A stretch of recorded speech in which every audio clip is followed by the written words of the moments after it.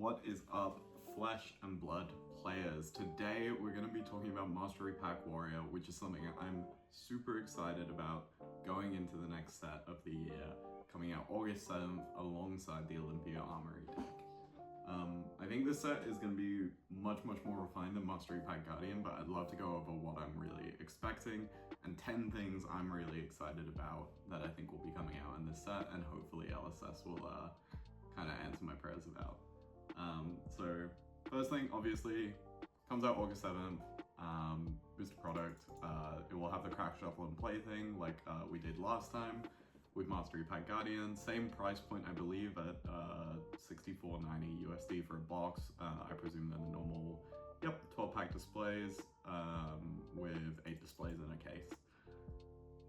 So 156 cards in the set. It's not a huge set, but I presume the majority of things that we're getting in the set will be new cards. So 9 Marvels. I believe the only ones of these we have revealed so far are the Marvel weapons, which look really sick. If you haven't seen them already, we'll be going over all of those later. 4 legendaries, which I presume will primarily be reprints. I know we're definitely getting Braveforge Braces, Valiant Dynamos, and Grains in this set, so I'm expecting us to get one more new one in this set. 20 Majestics. Again, I'm expecting maybe 5 to 10 of these to be reprints, which are sorely needed. The price of Unsheathed right now is way too high for new players who want to get into the class. 40 rares, 80 commons, 10 basics. Pretty self-explanatory. In terms of the actual numbers of things though, I think we've still got a lot of space left, so I'd like to talk about what I actually expect. But first off, let's go over what we've already seen from this set. So obviously we've got reprints of all of the Young Hero cards, as well as Young Hala getting printed. I don't believe this is in the Armory deck just yet. So let's start going over the cards that are actually new for us. Golden Grail, once per turn action, 2 resources will destroy a gold attack. If it's wagered, it gets +1. This card is nuts. I expect Olympia to become like a real deck with the Armory deck and this card getting printed. The fact that it is essentially like a 0 for 4 weapon, if you crack a gold for it, is like kind of insane. And it synergizes so well with Olympia's hero ability. I can see Olympia being an incredibly strong deck in combination with this card, some attack reactions, and just ways to consistently make gold by winning wages. I think Olympia very strong, and I think that is one thing that we're definitely going to see. And then we have Durandal, which reminds me a lot of Jabil from, I believe it was Everfest or Dustle Dynasty. 1 resource, 3 attack. If it's got a +1 counter reaction, cards get -1 while defending it. This seems really nice as like a way to kind of dodge other reaction decks like Assassin or Hala, or just really defensive decks. I can't really see it finding a home right now in any of the Warrior decks, but maybe it's got something there. But the Dawnblade stat line of 1 resource for 3 attack with some upside is like incredibly strong, as we've seen in the past with things like Reaping Blade. So it definitely wouldn't surprise me if this thing ends up finding a home. And then in terms of legendaries, we got the 3 we've seen already: Braveforge Braces, Valiant Dynamos, and Grains of Bloodspill. Basically all the Kasai equipment, which is kind of nice to see because the price of that deck was getting kind of ridiculous. And then in terms of other reprints, we got Run Through in yellow, which already existed. Warriors Valor red, In the Swing red, and Trot Along. All pretty good, nice to see. I guess we'll start by talking about like the cards that already exist from the set and what I think about them. Overwhelming Swing, 0 cost, but it costs an additional resource to play for each card depending on the active chain link. Target weapon attack gets +X, where X is twice the number of cards defending it +1. I forget the exact math on this, but basically it's 2 for 5, 3 for 7, 4 for 8. I think that's roughly the math on it, or it's a 0 for 1, or it's a 1 for 3. Basically matches the rate. As a yellow, it's pretty good. It's reaction, so you can use it for things like Overpower. But also, if you're getting like 3 for 7 value out of it, that's kind of like an insane amount of value to get out of a reaction. We don't really see kind of that much value on reactions, especially yellow, maybe like on stuff like Overpower and Route. But it's definitely interesting that this is like super modular and that it can kind of be used to pivot depending on what's going on. I think this card will actually be really good in like Warrior Mirrors, where you use it with your opponent blocking Valiant Dynamo every turn, because that just means it's like 1 guaranteed. I think the biggest downside to this card is like the actual cost is variable, so it's very hard to structure your turn around it. I can't really see this being played in Kasai at the moment, but maybe there's something there that I'm just not considering. But I think in Dawnblade Dory for particular, this card is going to be very, very, very good, and it is going to lead to some crazy blowouts. Sharpen and Sparks, we've seen this one for a while. It's Tiger Sword attack as +2 when it sharpens the sword. I can see this card definitely being like Hala playable. I could also see it maybe being Olympia playable if like the 0 for 2 and like maybe there's some way to attack multiple times with Golden Grail.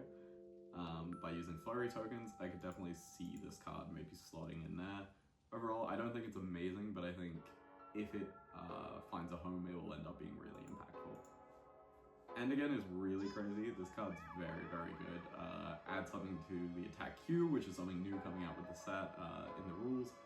Attack with target sword that has been sharpened and you attack with this turn. I think this card's very, very good in Hala. I think this is basically the company's 4 through 6 of Beck and Steel.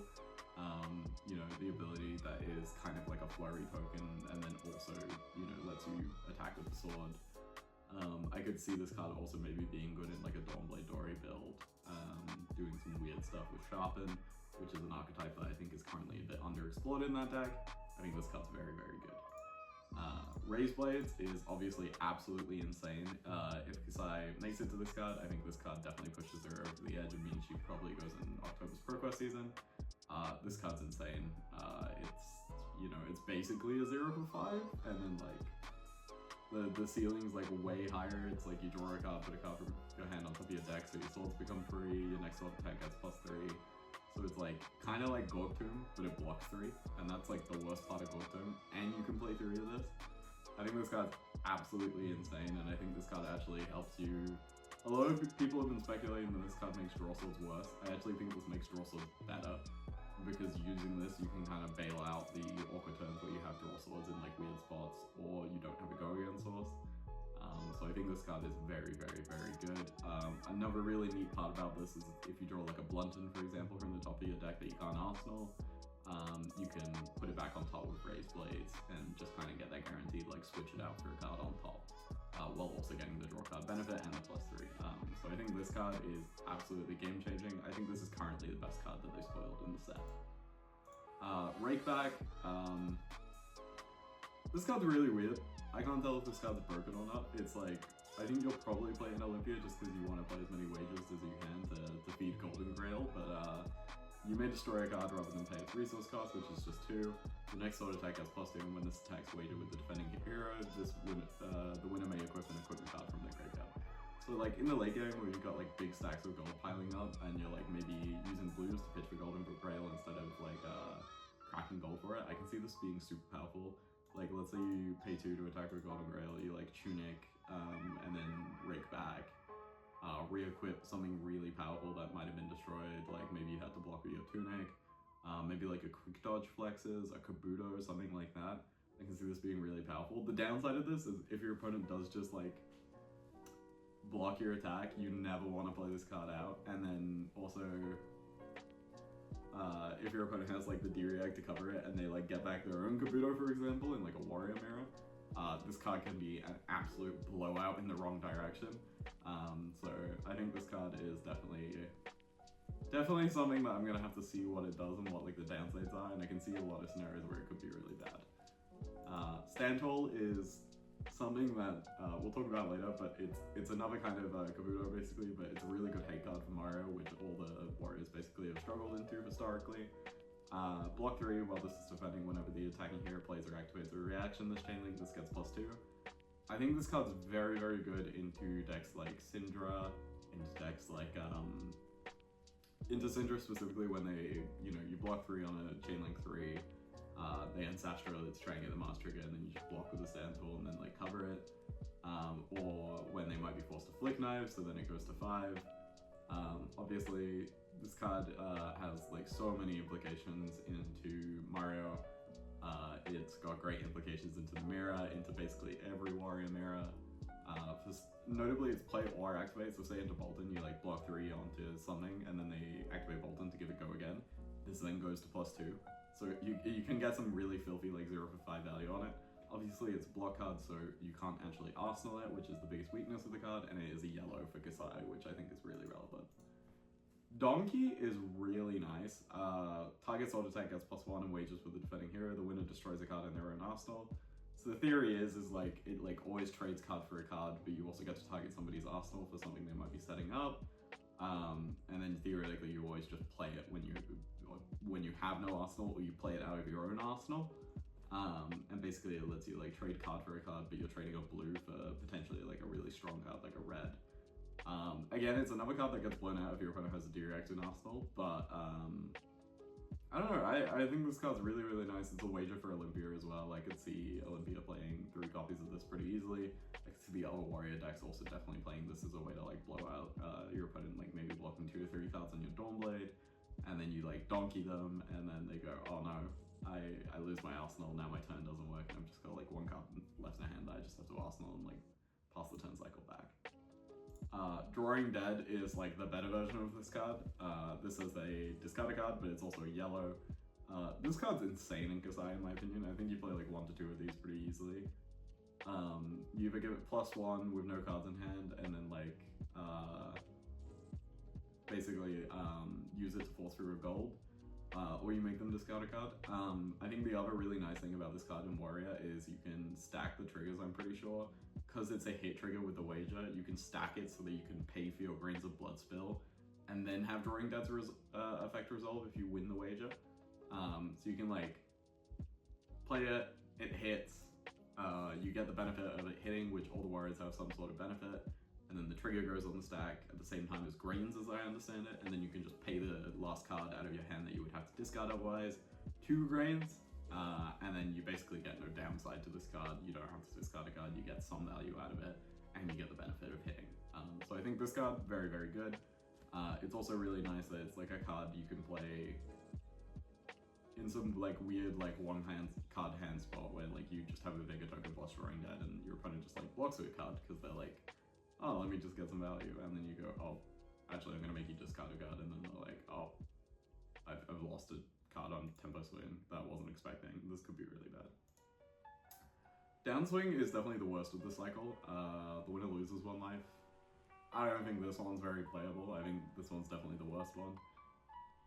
Because you always lose the life. The other 2 you can like control by like not having a card in hand or a card in arsenal.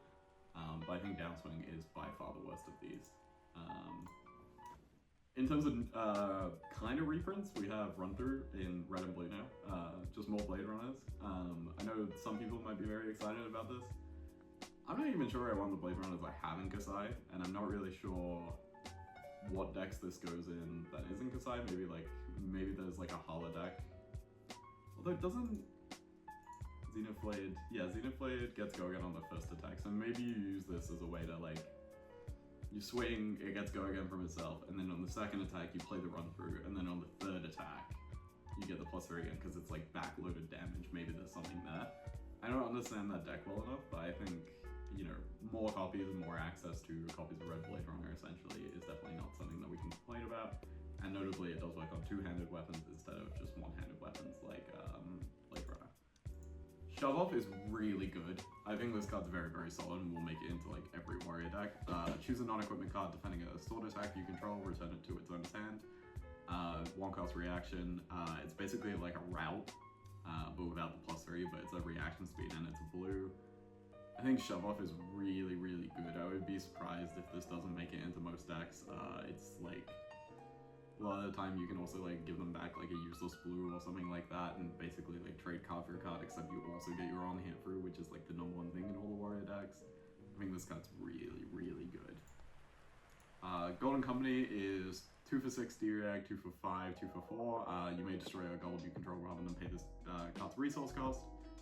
I think this card's fine. I could see it having a place in some metas where you like, you want to like use it as like a 0 for 6 reaction essentially with the gold if you're like really, really like getting as many like gold as you possibly need in Olympia. I think it just depends on how much generation you have there. Whereas like in Kasai and the other warriors, I don't think this card will see much play, particularly because like making a gold is quite difficult to do, and then you know, you typically have a better usage for it than just getting slightly above rate. But yeah. Blade Rush, I think this card's very, very good. I haven't seen many people talking about this card, and I'm like pretty excited about it. Your first sword attack this turn gets go again, your second sword attack this turn gets +1, so it's like, it's kind of like a hit and run, but like, you also get the +1. The fact it's a 2-block definitely is like a point in its like against its favor, but it just helps you curve out really nicely with things like draw swords. I could see this card being very, very, very good in a lot of decks. Probably not Hala. I could see it being okay in like something like Boltyn, because it's like a yellow go again source that doesn't consume soul. Yeah, I think this card has a place. It'll be interesting to see what actually happens with it, but like even just like a 2-card hand of like Raised Blades plus Blade Rush is like kind of insane. Although that's just every 0 cost go against souls in that deck. But yeah. And then the last new card we have is Steel on Steel. While this is defending a weapon attack, this gets +1, 0/3 reaction. And that's gonna kind of, you know, lead in really nicely to the first thing I want to talk about in my 10 things I'm kind of hoping for from this set. No more Kabutos or Bluntons, please. What I'm talking about when I say Kabutos or Bluntons is cards that basically hate on Warrior itself, and kind of like things that trigger on weapon attacks or reactions, because all it does essentially is like reduces Warrior mirrors down to who played the most, you know, good tech cards for that matchup instead of other matchups. And I think that's not like healthy design space, because it just kind of leads to like some really incestuous deck building. I think like the amount that we got in the set already is probably the correct amount to have available. I think Steel on Steel is like not the best in the world. It's like fine, it's like a 0/4 reaction, but there's plenty of those already in the game. I think Stand Tall is actually a really healthy one to exist, because it like triggers on a lot of evergreen stuff, like a lot of Mario cards. Yeah, I think those two are pretty fine to exist. But I think that's it. Like, don't give us any more LSS. Don't do like the Mastery Pack Guardian thing where every card hates out the same class. I think no more Kabutos or Bluntons, and that's going to be like the one negative in the 10 that I'm going to kind of slip in. The next thing that I'd like to talk about that I really hope we see is Kasai support for Golden Age / Living Legend. I'd be really excited to see like a couple more cards like this that they just print to push Kasai over the line, because I think she could very easily be like the real warrior deck in Golden Age. And I think that would be really exciting, because in the moment there isn't really a deck good enough in Golden Age or LL for warrior stands to enjoy. But I think this set could very easily like make 1 to 2 decks very, very viable in that format, and I think it could just make the game feel a bit more complete to have some warrior inclusion. And I think if there's like one more card like this, and like with things like Drawing Dead and Donkey in the set, I think we could easily see Warrior slip its way into the Golden Age format with this set. So I really, really hope we see that. The next thing I'm going to talk about is something that I think a lot of people will probably want. I really want to see Dory be like a really strong deck. I want to see us like go into Worlds this year and see like Dory be like one of the contenders. Like I want to see Dory LL by the end of this year, because she's like super powerful and like has like a variety of ways to be built, maybe has like a switchboard with different weapons in. I want to see Fab's first warrior go, and I think it's about time that she had her time in the spotlight. Obviously she had PTLA where she was really good, but I think really now is the time, and with this set in particular, she's got all this support coming out. I think it would be really, really exciting to see Dory just kind of hit the spotlight, be this really sick deck, you know, using flurry tokens, maybe using hatchets in some places. Like this could be like a really interesting deck that could exist at the top levels, that has a lot of high level play to it and has a lot of high level play against it. I think it would be really good for the game to see Dory kind of go and be the second warrior to go, presumably after Kasai goes. But yeah, that's overall, that's like definitely one of the big things I want to see out of this set. Is I want to see some like, I want to see all the warriors come up, but I definitely want to see Dory like push over the edge. The next thing that I definitely want to talk about is Hala. I want to see Hala get more, you know, the obvious thing that she's doing right now is she's getting these really, really powerful vanilla damage turns with stuff like And Again and Beck and Steel, by swinging multiple times in a turn and using her her sword basically in the rate of the 1-3 stat line. to get above rate. I think this is something that's like, and using sharpen counters basically to generate 2 to 3 value from each counter. I think this is sick. I think and again is like a perfect direction, and we've now filled out that shell of the deck of what it's doing. It's doing this highly consistent, like big damage thing, but it is just vanilla damage right now. And so the last thing that I want to see, like there's, unlike other warriors, like there's no downside to not blocking Hala. Like she doesn't get more powerful. What I'd like to see is some sort of punish. Like maybe it's a reaction that says like your opponent discards a card when this hits, or your next thing gets +3 when it hits, and then it like gives +2 or something. So you get like a crazy 0 for 5 rate if it hits. And I think that something like that would be really cool, and would also push Hala into the top tiers of competitive play pretty easily, because she's already really, really close. And I think with and again and the additional consistency, she's going to be really, really strong and really cool to see. The next thing I would really like to see, Boltyn support. Boltyn's definitely been this weird deck, and I've never really loved Boltyn as a warrior. I've kind of just always thought he was medium or like not that exciting. But I think that they have the opportunity with this set to do something really interesting with him. I would really love it if we saw some more things that kind of flesh him out other than Luminary Ascension. We obviously have the light set coming out here, so maybe it'll be something that we'll see in that set. But I'd like to see the inklings, the start of how Boltyn is a warrior, or like part of the team, as it were. Because at the moment he just kind of feels like a character who happens to have the warrior tagline and happens to have a strong weapon, but he doesn't really feel like a warrior. I'd like to see some sort of new mechanical direction that they take Boltyn in this set and then expand into the next set. That kind of fleshes him out as a warrior and kind of gives him that identity with the rest of the class and makes him feel a bit more cohesive. So I think that would be really exciting to see, and I really hope to see that. And then the next one's gonna sound a little weird, but what I'm gonna say is I'm kind of hoping that we don't see a huge amount of Fang support this set. And the reason for that is because I think Fang is a very parasitic hero. A lot of his best matchups are the other warriors, and I think if they push Fang slightly too much, Fang then just rises up and just keeps all the other warriors down and undo all the progress of this set. So I think if Fang gets too much from this set, we're not gonna see all the exciting impacts that this set should have on the metagame. So I think it would be nice if we didn't see Fang get that much support. He just kind of gets to stay where he is, and he gets to exist as this like counter to the other warrior decks. And I think that's like a perfectly fine place for him to exist, but he shouldn't be amazing outside of that, at least not right now. And then the next thing I'm going to talk about is like a bit that I really want out of this set is something that warrior players have been asking for ages. I want to see 2 more good extenders out of this set.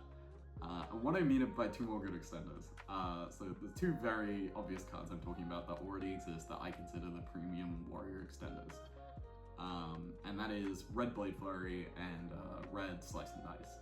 And these 2, I guess we should back up and define what an extender is.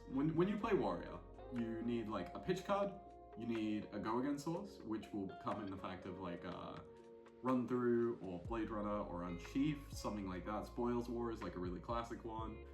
Warrior's Valor, like all of these are like your go again sources. Then you have your pitch cards, which are just always blue, and then most of the time blue, and then you typically have an extender or some sort of like impact card. What I want to see is like 2 more above rate extenders in this set that are like really strong and at that 0 for 4 rate. Because at the moment, the problem with these decks is like when you do play an extender, sometimes you get priced into playing some kind of medium ones, like subpar reactions like Iron Song Response, or In the Swing or Sharpen Steel. What I'd like to see is 2 more 0 for 4 kind of extenders with different conditions on them. Maybe one of them is Slice and Dice, but it's for like hatchets, for example. I think that would be really interesting and cool to see. And kind of help us flash out that that kind of archetype of Dory and the other hatchet decks.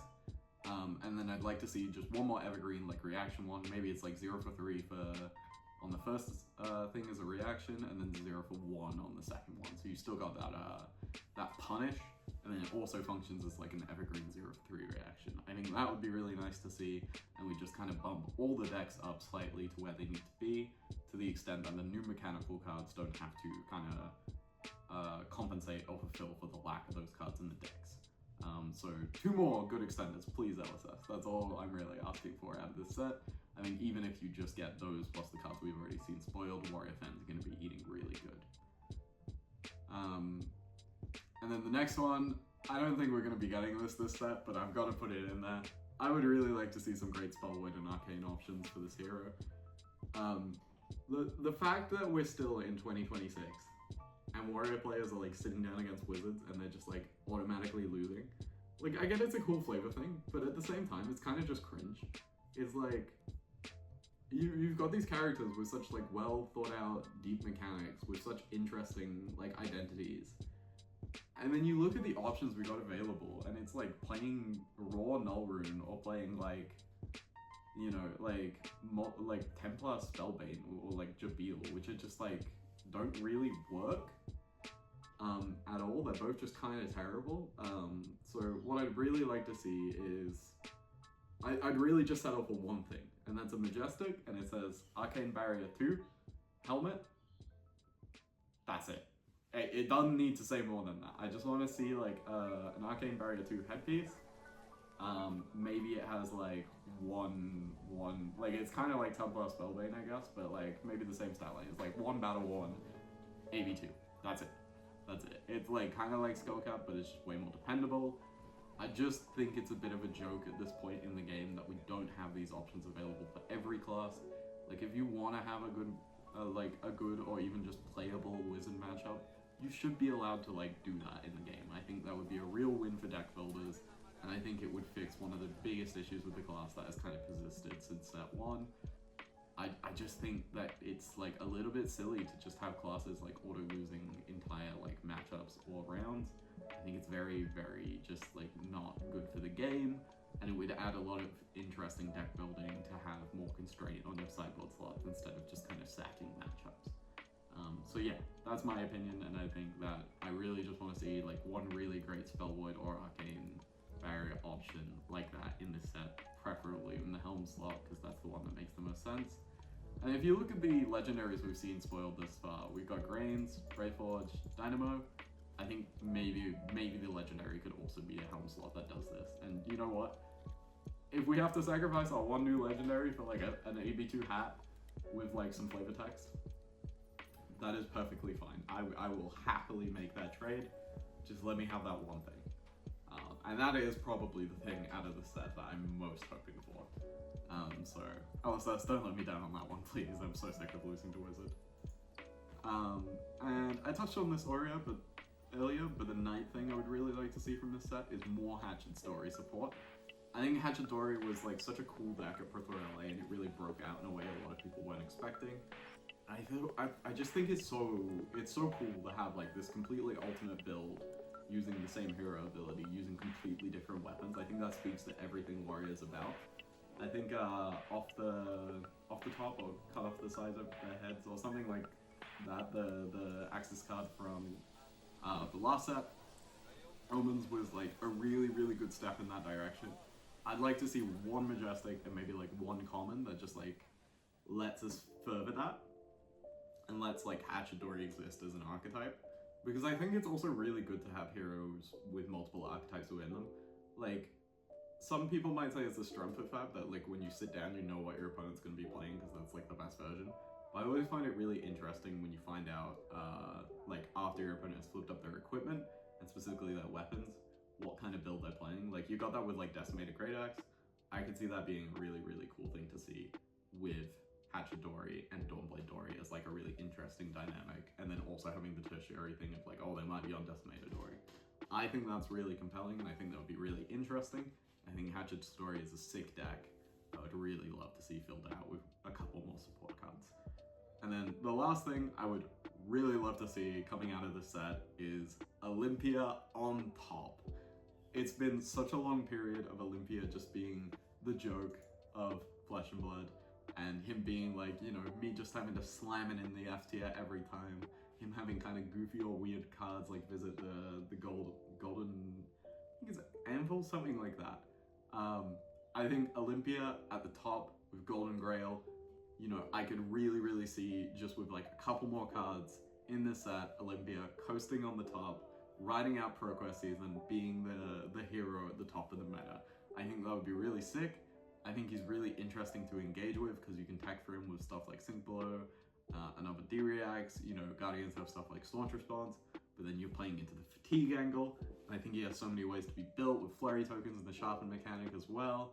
I think Olympia is really interesting, and I think it would be really sick to kind of see him get built out and fulfilled and rise to the top of the metagame as the new warrior after Kasai goes. But yeah, that's all 10 of the things I'm really hoping for out of this set. If you guys have any cool ideas that you would like to see, please put them in the comments and talk about them. I'm really excited to see what comes next after Kasai rotates, presumably just before or just after this set. So I think it would be really sick to see Warrior kind of rise up just after, you know, the class's first LL.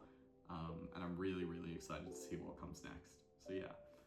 Thanks for watching, guys. I hope you enjoyed. Please give me a like and subscribe if you enjoyed this video and want to see more content from me. And I'll see you on the next one.